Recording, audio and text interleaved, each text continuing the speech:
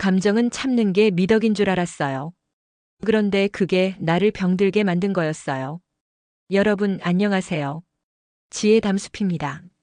오늘도 저희 채널을 찾아주셔서 진심으로 감사합니다. 혹시 아직 구독과 좋아요, 알림 설정을 하지 않으셨다면 지금 눌러주세요. 여러분의 작은 관심이 더 많은 분들에게 도움이 되는 콘텐츠를 만드는 큰 힘이 됩니다.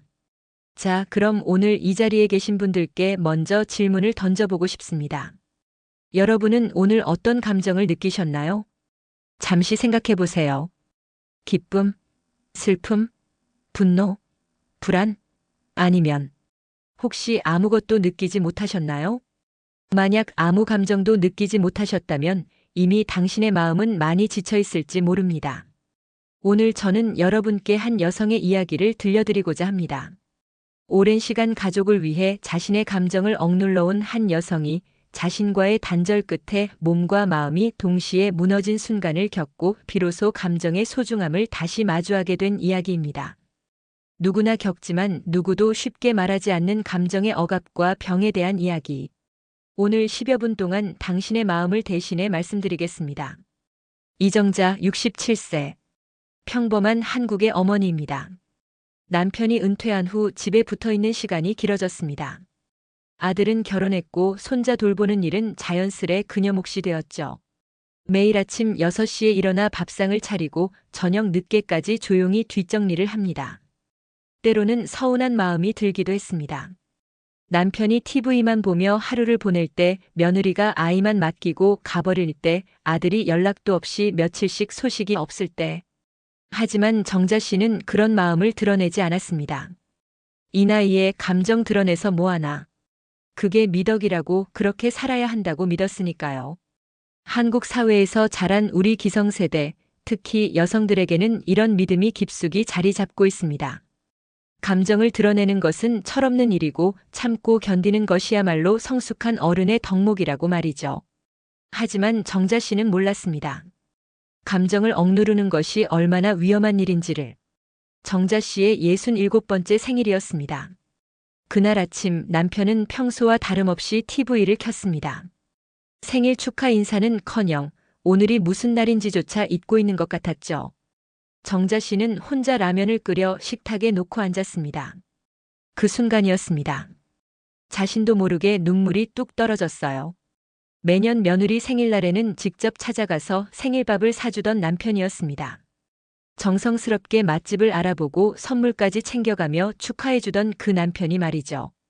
감정이란 게 뭔데? 이렇게 가슴이 먹먹할까? 정자 씨는 평생 처음으로 자신의 감정에 주목하게 되었습니다. 하지만 이미 늦었습니다. 그 감정들은 너무 오랫동안 억눌려 있었거든요. 그날 이후 이상한 일들이 벌어지기 시작했습니다. 이유 없이 머리가 아프고 식욕이 사라졌어요. 가슴이 조여오는 느낌에 잠을 이룰 수 없었습니다. 결국 병원에 갔더니 의사는 이렇게 말했습니다. 스트레스성 공황 증세네요. 감정을 너무 오래 눌렀어요. 마음이 아니라 뇌가 먼저 비명을 지른 겁니다. 여러분, 이것이 바로 감정 억압의 무서운 결과입니다. 우리는 감정을 마음의 문제라고 생각하지만 실제로는 우리의 몸, 우리의 뇌와 직결되어 있습니다. 잠시 과학적인 관점에서 살펴보겠습니다. 우리가 감정을 억누를 때 뇌에서는 무슨 일이 일어날까요? 감정을 처리하는 편도체와 이성을 담당하는 전전두피질 사이에 불균형이 생깁니다. 감정 신호들이 계속 발생하는데 이를 의식적으로 억제하려고 하면 뇌는 과부하 상태가 됩니다. 이렇게 지속되면 스트레스 호르몬인 코르티솔이 과다 분비되어 면역 체계를 약화시키고 수면장애, 소화장애, 두통, 심지어 심혈관 질환까지 유발할 수 있습니다. 정자 씨가 경험한 것도 바로 이런 과정이었습니다. 67년 동안 쌓인 억눌린 감정들이 마침내 몸의 언어로 터져나온 것이죠. 하지만 남편은 여전히 눈치채지 못했습니다. 몸이 왜 이래, 약은 먹었냐? 그 말에 정자 씨는 또 상처를 받았습니다. 혼자 있는 베란다에서 문득 이런 생각이 들었어요.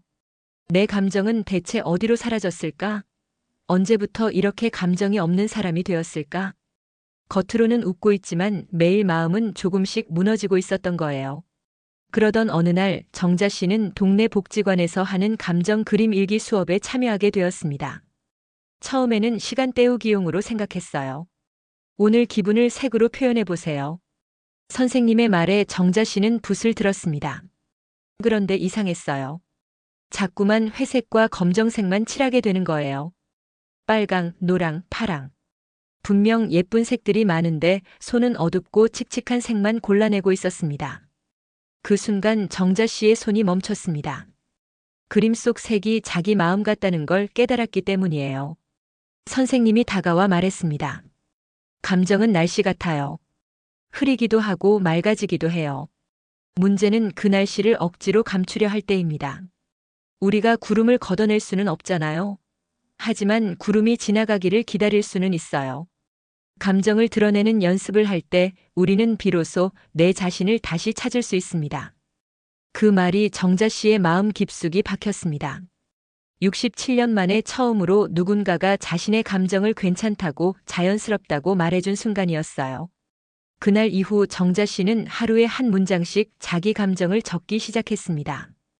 오늘은 억울했다. 오늘은 마음이 조금 시렸다. 오늘은 외로웠다. 그 문장들이 그녀의 생존 신호가 되었습니다. 자신이 살아있다는 감정이 있는 한 사람의 인간이라는 증거가 된 거죠. 놀라운 일이 일어났습니다. 정자 씨가 자신의 감정을 인정하고 표현하기 시작하자 남편과의 관계도 조금씩 달라지기 시작했어요. 나 요즘 기운이 없어요. 나도 좀 챙겨줘요. 처음에는 어색했습니다. 67년 동안 한 번도 해보지 않았던 말들이니까요.